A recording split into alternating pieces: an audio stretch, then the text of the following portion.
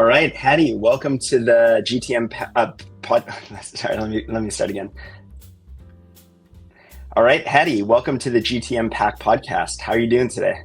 I'm great. How are you? I'm doing really well.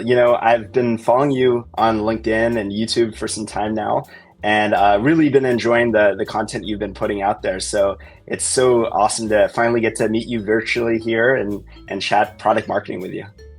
I know. I thought you were AI, Justin. So I'm stoked that you're a real person. But no, thank you so much for having me. This is awesome. Yeah, I think in these days you never know, right? If somebody's a real person or if they're virtual. But great to have you on the pod. Excited to dig in here. I guess for those that aren't familiar with you, why don't you tell us a little bit about your background? And I'm always interested in asking product marketers how they got into product marketing because there's so many different ways that folks have got into this really interesting profession. So tell us a little bit about your background and how you got into the practice of product marketing. Oh yeah, for sure. So hi everyone. I'm Hattie the PMM. And I named myself that not out of narcissism, but actually because I wanted to rank for another SEO keyword on LinkedIn. And I like to call myself the Benjamin Button of the career world, where I've niched down later in life. So I started off my career in tech over 10 years ago now. I started off as a CEO of my own company. I had that for 6.5 years. It was the world's first e-commerce platform for body positive and feminist brands at its time, which was actually quite groundbreaking. And there I started to get my teeth into what product marketing was, obviously unbeknownst to me. Then when I exited the company, a Finland-based company, a software firm that was primarily B2G, so that was business to government, was actually looking to expand outside of the Scandinavian region into the UK. So they hired me as their CMO of their startup. And that was awesome because then I really got into building out their marketing team, learning about the actual product marketing sort of mantra, as it was, of positioning and messaging and all of that good stuff, building out the team there, and then expanding the software within the B2G. But also I opened up the new B2B market that we were also then tapping into.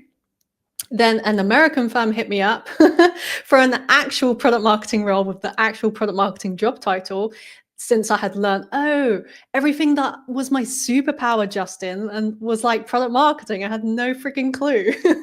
Just thought it was like common knowledge. Yeah, you just don't launch stuff into a market. You do all of this groundwork, right? So then I actually landed into product marketing formally a few years ago, even though I feel like I've been doing it from day dot, because a lot of it to me came as like common knowledge. And then I learned all of obviously the frameworks and stuff and then made it my own. And here I am today, creating free content for PMMs on LinkedIn and YouTube. And I've just recently launched productmarketers.com, which is the place for PMMs to have a community to learn what other PMMs are doing as well. Oh, also, whilst I'm not totally busy, I also throw London PMM meetups. So I have like meetups that I throw once in a while, and that's, everything keeps me busy. So I'm happy. Yeah. Oh, wow, that's awesome. Yeah, I can definitely see the Benjamin Button analogy there. I've always thought that product marketers make amazing founders, and that myself, I went from product marketing to becoming a founder, and a lot of the things that I learned as a product marketer have been super helpful as a founder. But it sounds like you took sort of the other approach where you were a founder first, right? And sort of worked your way into product marketing, obviously still a founder with productmarketers.com, but like it's super interesting to hear that path. And product marketing is just such a amazing community, I find, right? Like you mentioned, your content that you're putting out there and the events that you're hosting in London. It's just, I find this community in particular is just so engaging. Everybody wants to learn, everybody wants to share.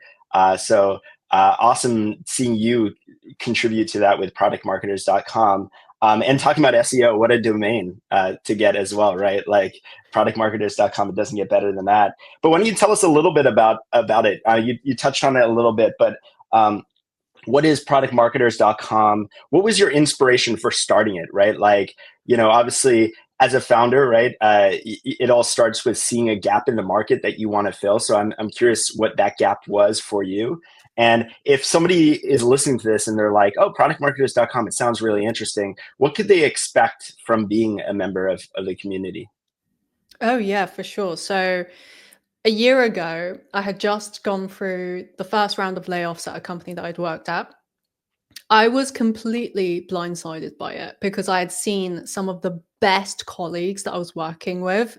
And by definition of best, they were absolutely smashing the tactical level stuff that they were doing. Everything was such quality out of the work that they were doing. And when I had seen them get laid off in the first round of layoffs, I was like, what is happening right now?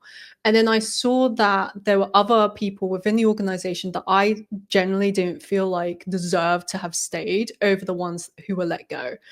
So I'd recognize, oh my God, I literally have to secure my job right now because I don't have rich parents. You know, my dad was a baker, my mom was a cleaner who then turned teaching assistant. I don't have a partner. I live alone. I pay my own bills, right? So I was like, what? Like, if I was let go tomorrow, who are the five people I would call? And I couldn't name one Justin. So I realized I need to change something. I need to build up my personal brand. So then if I was let go tomorrow, like God forbid, I wasn't going to be another name or another number who was just applying to LinkedIn jobs and be like one out of hundreds of applicants, right? Because I was completely unknown. So I realized, okay, I need to not only build up my internal authority where I work, so I'm seen as a linchpin. So I'm not just seen as a workhorse, I'm seen as someone who's actually doing, but also an authority figure. I have the influence. And then secondly, I need to pair it up where I'm sending flares, little signals to the market through LinkedIn that not only am I really good at product marketing, but you should hire me at any time of the year, not just in January when it's like peak hiring season, right?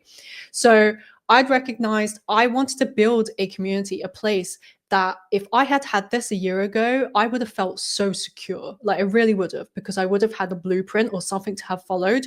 So I literally had to go through all of the wins and failures of building out my personal brand and figuring out, okay, how do I stand out from the crowd?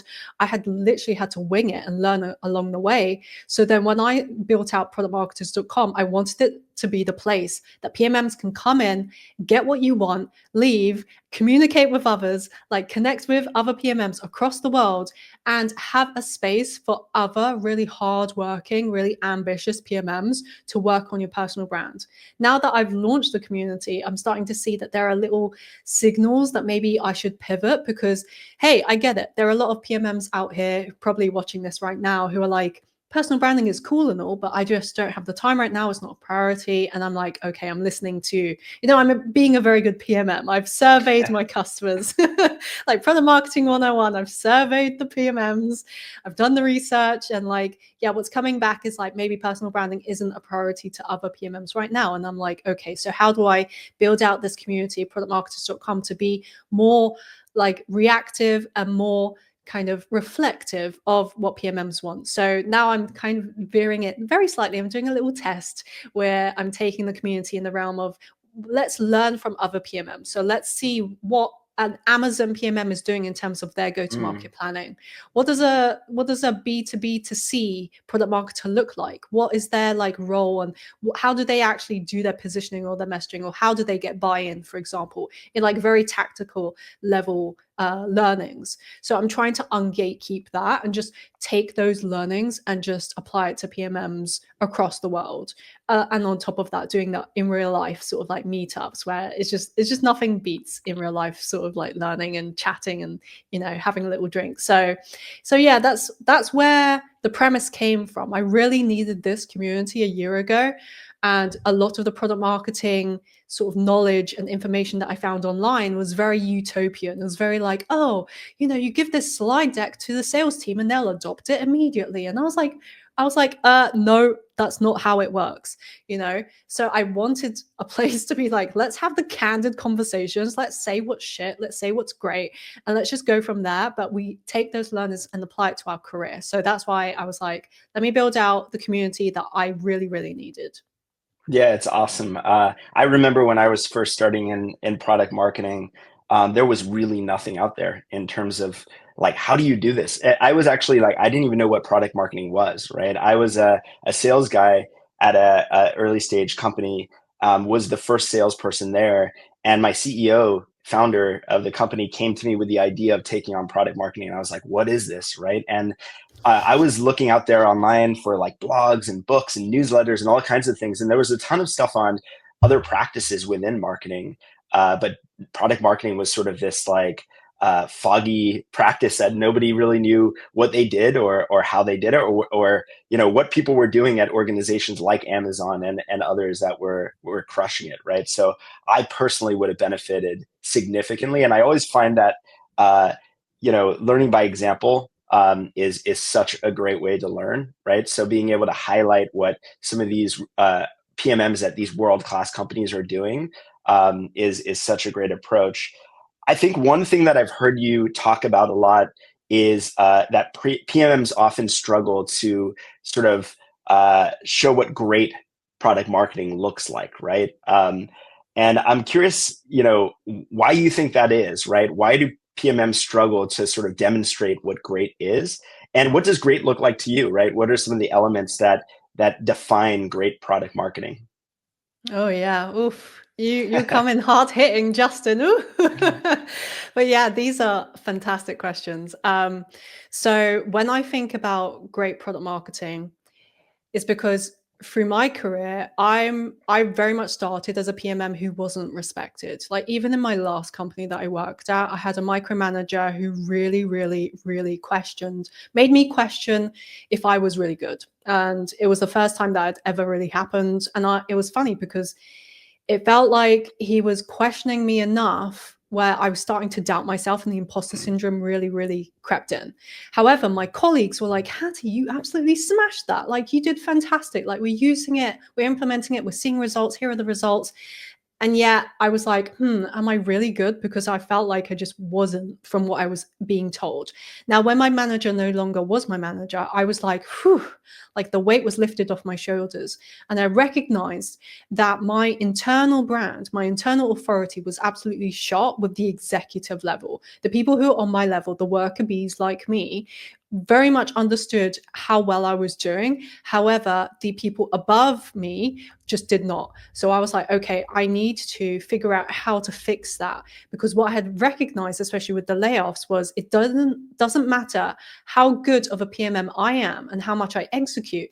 It's about how do I pair up the execution, the tactical level product marketing with the internal authority and influence, and basically building myself up to be seen as a linchpin internally. So it was a mix of the strategy, but also the doing of the work. And I think that was the killer combination of what exceptional looks like across the board at any vertical of any company size, right? And I've hired people from my previous marketing team, and I recognized that that was a absolute must across like who was absolutely killer, and it was like they're an employee that we cannot afford to lose. And that was what I was trying to build myself up to do. So I did all of the sort of like product marketing roadshows, I did the one-to-ones, I really rebuilt my who I was and got the face time, especially since I was working remotely for an American firm, right? So I needed to force the face time to happen virtually and make sure that whenever I did speak, it came with conviction, it came with an assertive nature, it came with the knowledge that I had, and made sure that I was always on my game. So pairing that with doing really, really good work was like, that's what exceptional looks like. And for me, I'm naturally nosy. So I want to see how other PMMs are doing it as well, across different verticals, company sizes, with different levels of funding, with a shit manager, with a great manager. I want to see how are they adapting what they're doing in order to always be seen as someone who's pivotal to the role. The problem is a lot of organizations do not understand what product marketing is, right? Like we've kind of mentioned this on the podcast today. And the problem is they are the ones who are defining it. And therefore, they are not seeing us as a strategic role, but they're seeing us as a purely tactical role. The role that does the slide decks, that does the research, but just like hands it off to others. That isn't like, we're not naturally brought in to the conversations or the planning or the strategic implementation or the actual just like round off conversations, especially with the execs, we're not really brought in unless the organization understands what it is we do. And one thing that I teach as a lesson within productmarketers.com is the one big domino. It's a lesson that I learned from Tim Ferriss, which he explained what is the one big domino that you need to tip over that will naturally just push over all of the other dominoes. And for me, in my career, it has been the definition of product marketing and making that abundantly clear to the organization and aligning it with their incentives. So I have another principle called aligned incentives, which is what is the incentive of the organization? Is to make money, is to generate basically ongoing revenue, especially if it's a SaaS company, or to tap into enterprise level organizations if that's their goal for the quarter or the year or whatever it is. So I always align everything that I do as a PMM to the organization's aligned incentives, what they want. So basically, this is why I always push align what we do with the business revenue, like the revenue goals of the organization. Otherwise, it makes it very hard for them to make a business case as to why they shouldn't let product marketers go, especially with that absolutely terrible Venn diagram that shows PMMs as an overlapping role, where I'm like, we are not an overlapping role. We are our own standalone function that works on both the strategic level and the tactical level. And we basically keep everything aligned, moving very smoothly within an organization. And we prevent the scalable problems that happen when you naturally have more people join an organization. We help on every single front. So aligning what you do on what I've done with the business revenue goals and making sure that it's abundantly clear to everyone who needs to know it is like the one big domino that needs to be tipped over. So it's a really intricate sort of web of issues that we've had to face as PMMs. And I know that the senior PMMs who are listening to this are like, fucking A, like I get it, because we've all gone through it. And it's now like the junior PMMs who are trying to transition in or just try and build up themselves into their 1 to 5 year mark who are like, oh, like all of those courses that I did and all of that investment in my knowledge is just not enough. Like you need to be likable, you need to have authority, you need to build that. But whilst you're being battered by the imposter syndrome that I have come to as well, it's really hard, man. It's really hard to have that gusto in order to stand up against that. So that's why I was like, yeah, this is, in my opinion, this is why we need to ungatekeep what like exceptional product marketing looks like and how other PMMs are doing it, because the seniors are like, I know what I'm doing and I'm just keeping my mouth shut and I'm just going about my life. And it's unfortunately the people who are under 5 years who are like, I am lost. And yeah, I see it on my YouTube like video comments a lot that they're like, oh my God, I needed this so much. Like, thank you, because yeah, it's really tough to come against that and know what to do in those moments, especially when it's high pressure moments. For sure. And I know exactly what you're talking about with the imposter syndrome. I experienced it in a different way. I didn't have a manager who was, you know, uh, I guess degrading the work that I was doing or anything like that. But I didn't really have a direct manager, right? I was kind of given free range to define this role. And coming into it, I didn't know what it was, right? So I was struggling to find good examples, like you said, to really define what product marketing was within my company. And similar to you, I feel now in retrospect, I was doing a good job and I was getting sort of the pat on the back from the sales team and the various different stakeholders that I was working with. But while I was doing it, I had serious imposter syndrome because I was like, I have no clue what I'm doing. I don't even know what this role is. I don't know what good looks like, right? Yeah. So I really struggled with it in that way. I have one, I guess, a follow-up question to that. So if you are a product marketer listening to this that's kind of in that situation, or perhaps you're a new product marketer within an organization, and you know everybody knows the sort of environment out there right now. There's layoffs could happen at any time, right? And you really want to establish yourself within your organization and position yourself as a strategic resource. What are some of the ways to do that, right? Is it setting a mandate from the beginning and going on a road show and basically defining to everybody what product marketing is? Is it finding those key business metrics that are important to the business that you can influence and on a quarterly basis demonstrating how you're impacting them with the work that you're doing? Like, what are some of the things that you've seen from these examples that you mentioned that folks are doing to position themselves in that way, where when it comes to those layoffs, that's the last person you'd want to cut, because if you do that, it's really going to have a significant impact on the business. Oh yeah, this is a great question, and your points are absolutely like 10 out of 10 spot on. I think people and PMM should definitely note those two examples down. For me, in my career, when the first round of layoffs happened, I'd recognized that I just wasn't respected. And I'd recognized that there were a lot of salespeople who really didn't like me, which is fair enough. You know, sales marketing has always been a little bit of a tricky balance to work on. And what I'd recognized was I'm a very straight and blunt sort of person. Like I speak my mind. And it was rubbing off the wrong way on specific salespeople. So what I did was, and I recommend everyone does this, is hold up a mirror towards yourself and just look at yourself and think, okay, what is it I'm really good at? And what is it that I can really, really improve on? The thing for me was communication. So then I took it upon myself to no longer rely on work as a place that I can get the reps in to practice my communication, but to take improv comedy classes outside of work so then I can get the reps in there. Because what I wanted to do was I wanted to simulate high pressure environment where I'm a little bit sweaty, I'm a little bit clammy, like my heart is racing.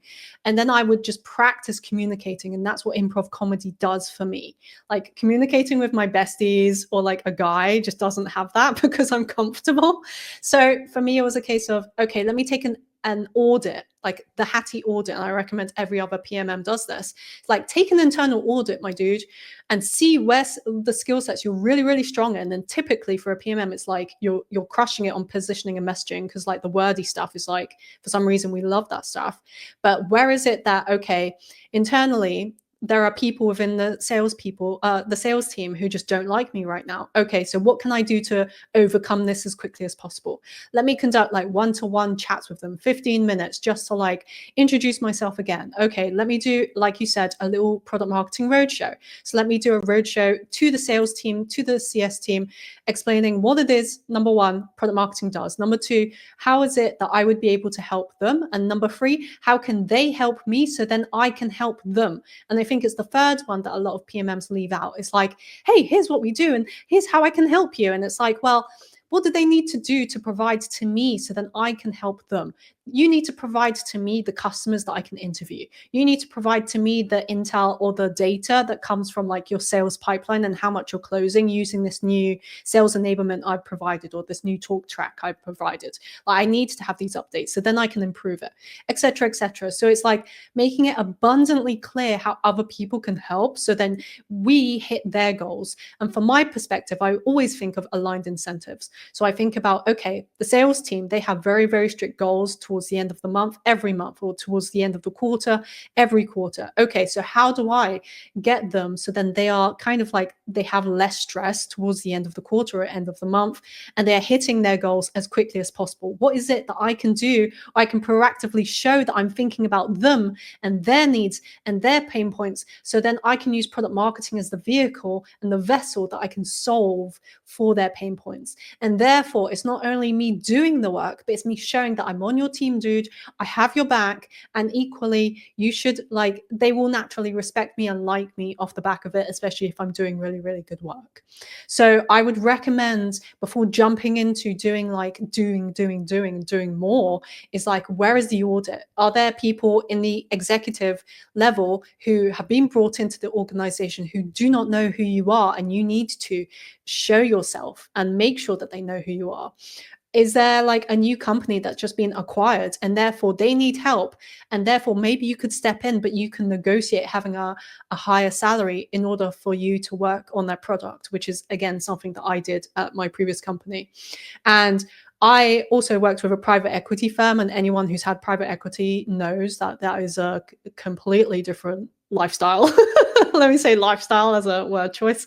And they would come to me with such hard questions, man, like interrogatory questions, like what's the LTV on this persona? Okay, well, what's this and what's that? What blah blah blah? What's their pain point? Okay, well, how are we solving for that? Okay, tell me more about this competitor. And it was like blah blah blah blah blah. Like they needed these answers very quickly. I was like, oh my god.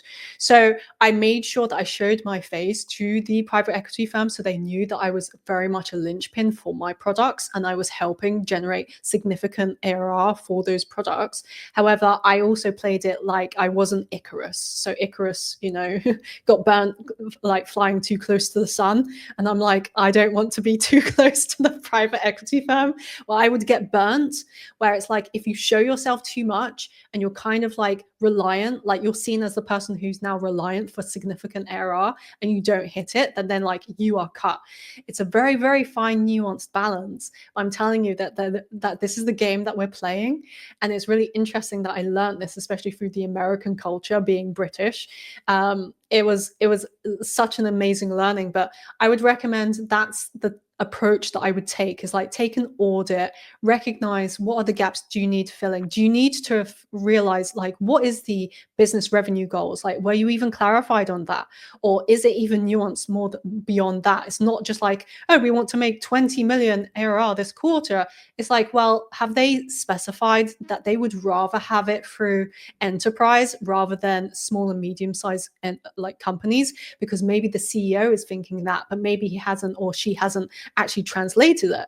So therefore, clarifying these nuanced little bits of information with your manager or whoever who can actually give you this very honest and like accurate information, it will only bolster you to act towards it. Because if you're not acting towards it and you're working on case studies, which is like for small and medium sized companies and not enterprises, and for some reason the private equity firm and the CEO is absolutely like gusto about wanting to land more enterprise logos, then they're like, what is she doing? Like, what, like, this makes no sense. Let's get rid of her. So I would really get more nuanced and figure out what is the actual goal at hand. And even if they're saying we want 20 million ARR, what is the actual goal of it? And also, what is the bare minimum that they would be happy with? And maybe your manager can clarify that as well.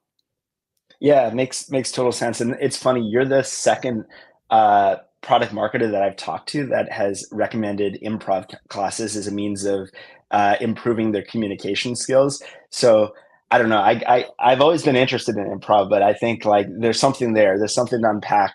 So I'm going to dig a little deeper into that. But one thing I just wanted to circle back on as you were talking, I'm thinking back to what you said earlier about productmarketers.com and how you're sort of pivoting a little bit away from the personal branding. And I totally get it. Like people do want to see examples of other product marketers. They want to know how to best define the practice, how to do, approach launches and positioning messaging and all these sort of hard skills that you have within the practice. But I do think there is an element still missing out there in terms of personal branding, and maybe not as much external personal branding, although I think that there's tons of benefits to that. And I think you and I have both experienced that personally ourselves, but that internal personal branding, right? And helping people understand who you are, what you do, and how you can help them. And some of the soft skills within that, right? One really, really critical one that I think you just pointed out is the key to establishing yourself within an organization isn't to show what you're doing, but to show what you're doing for the people around you, right? That's how you become indispensable, is not when you're showing, oh, I created this deck, I created this one page, or I launched this product or that product, but you take it a step further and you show them actually how that impacted the goals and the aspirations that the important people within the organization have top of mind, right? And I think that's a really, like you said, nuanced realization, and something, again, when it comes to self-auditing and personal branding internally within the organization, that is such a key element to making yourself irreplaceable, right? So just wanted to double click on that, because I think if anybody leaves this podcast episode with a learning, like that is such a key one that doesn't get talked about enough out there on LinkedIn, right? Oh yeah, um, big time, Justin. And what I would add to that also is naturally people have always lent on the people that they previously worked for in order to bring them into larger organizations. So especially the C-suite people that I know now who are the VPs of product marketing or now CMOs, they've typically been brought in because they previously worked with someone who's now at a higher rank at a different organization, and they're like, "Oh, I need to bring this person in because I worked with them before and they're fantastic." So it's also not only like the internal personal branding piece for right now, the short term, but it's the long term play as well. It's like, how do you make sure that you maintain these relationships, these key relationships with people across sales, across customer support, across your product, across marketing, across the C suite? So if they change organizations, they bring you with them. It's an absolute key point, and it's like no burnt bridges, even for people who don't respect you. So, for example, that manager that I had, like, obviously he didn't respect me, but I had no burnt bridges with him. Like, I didn't make my opinion known. I was very professional. I maintained my decorum because I feel like the people who have the most trauma and they're like making us feel bad for who we are or just kind of downplaying our achievements, for some reason, at some point, either whether they find like God or they have therapy, they will at some point realize, oh, I was a real like asshole back then. And man, like Hattie was like, she had real decorum, even though I was like the absolute worst of the worst. And even if they're at a new organization and they're like, I need someone who's exceptional at product marketing, let me reach out to Hattie actually. It means that I haven't burnt any bridges and they still consider me for new roles. So, like the internal personal branding piece, for sure. I'm so glad that you double clicked on that, Justin, because it's so key, not just for what you can achieve right now to be considered indispensable, but for your long term longevity of your career. Uh, totally agree, and that's such a good point. Beyond the organization that you're at right now, how that opens doors to future opportunities. Um, I want to ask one last question. This is a little bit more like a selfish founder sort of question. I've been obviously before the podcast, but for a while, been looking into you and sort of your journey, and particularly interested in this new journey that you're on with productmarketers.com. And what just sort of really resonated with me was how open and honest you've been about the journey, right?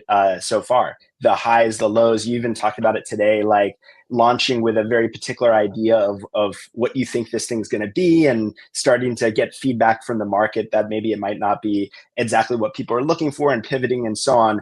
And this is so important for anybody that is looking to start a new business. But also, I know there are a ton of product marketers out there that are, they are on their own now, right? They've been laid off, or they're sort of exploring going out on their own to start their own consulting firm, or their own community. Can you share a little bit about that with us? That, like, first of all, why you decided to be so open and honest and share that the ins and outs of this journey out there on LinkedIn and YouTube and so on.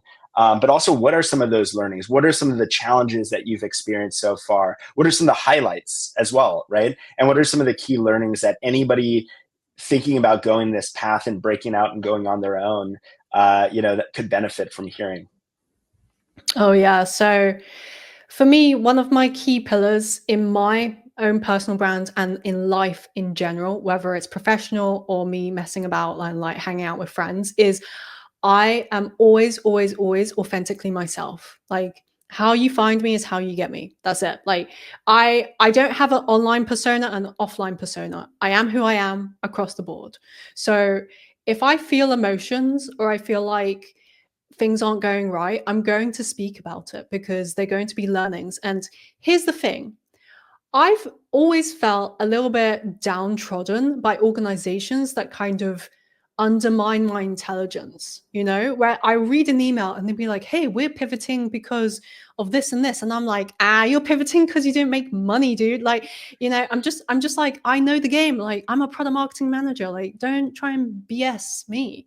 So one thing that I do, Justin, is I treat my audience as PMMs with the utmost respect. I treat you as intelligent, highly intelligent human beings who understand what I'm going through because we've done it in our day job. And therefore, when I do it for productmarketers.com, they understand the pains that I'm going through, which is like, okay, sure. Like I put out this video on LinkedIn because I was so overwhelmed by the absolute atrocities that happened with like my emails going down on launch week. And I thought that everything was good because I had like no questions. I was sending out emails being like, do you guys have any questions or is everything clear? And I had no emails. I was like, man, like I've crushed this. Like I've been so clear. And I only realized it like a week after launch that my emails were completely shot and like all of my DNS were just completely down. And I broke down. Like it was 8 a.m. I just started crying my eyes out. I was like, why have I quit my job in order to do this? You know, I survived 5 rounds of layoffs. I quit my job and I was like, why have I done this? So I was just like, I just needed to explain to my audience who are very, very savvy people that I just couldn't do in written format. Like I was just like, I just need to get on video and just show that I really, really care. And I really have put all of my like my atoms and beings into productmarketers.com. And if people didn't realize that I was serious, hopefully they fucking realized then and there because I really did put everything into it. So equally, when I'm like, okay, like the launch I was very happy with, but I'm recognizing that there's not like a consistent like sign up rate with people like PMM signing up. So I was like, oh, okay, so personal branding isn't a priority apart from the like key people who are just like in the community right now, right? So I was like, okay, well, let me do a survey, let me learn from you, please, like just explain in your honest feedback what is going on.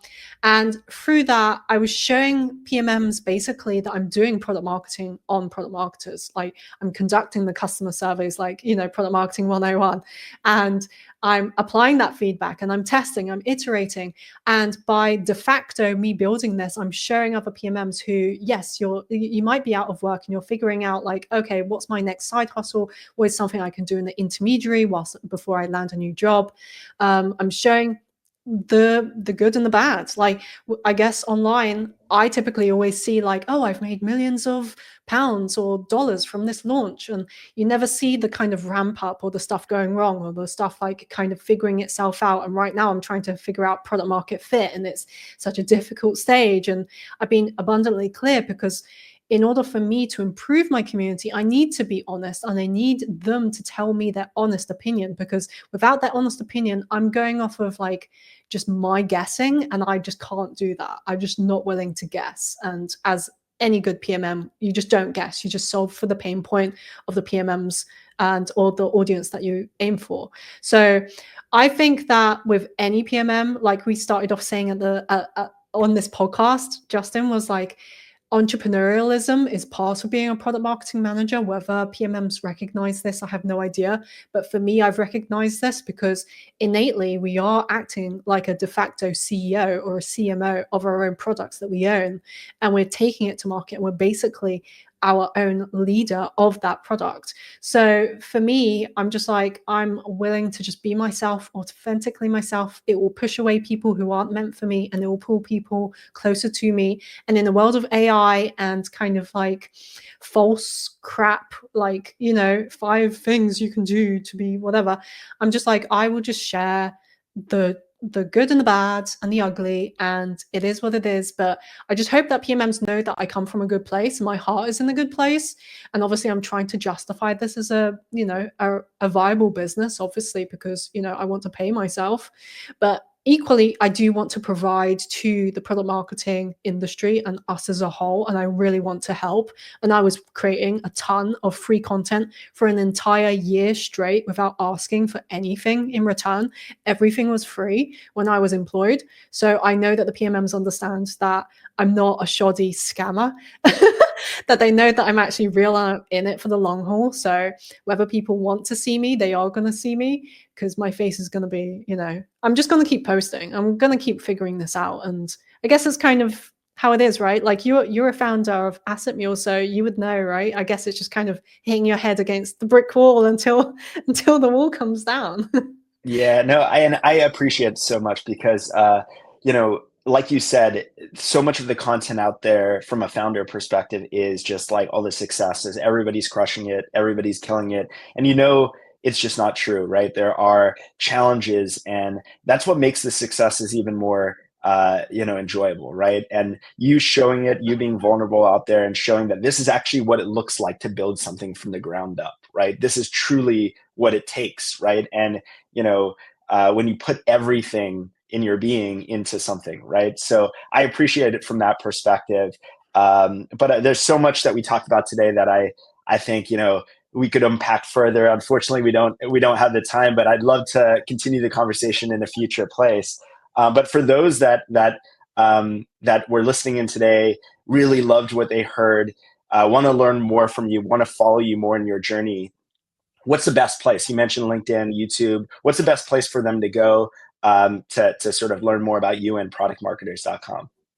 Oh yeah, for sure. So I'm Hattie the PMM. You can find me on LinkedIn if you just put in Hattie the PMM, and also on YouTube. So I have some videos there. And yes, productmarketers.com is basically where I live. I'm always in that community now. So if anyone has any questions or wants to join, or if you're thinking about transitioning into product marketing, like this is a community for you as well. And I have London PMM meetups. So yeah, if you follow me on LinkedIn, that's the best place for me. So yeah. But Awesome. thank you so much for having me. Yeah, such a fun conversation, and I'll have to catch you at one of those London PMM meetups. I'll have to head over across the pond to Yeah, hang out do with it. you, London PMMs.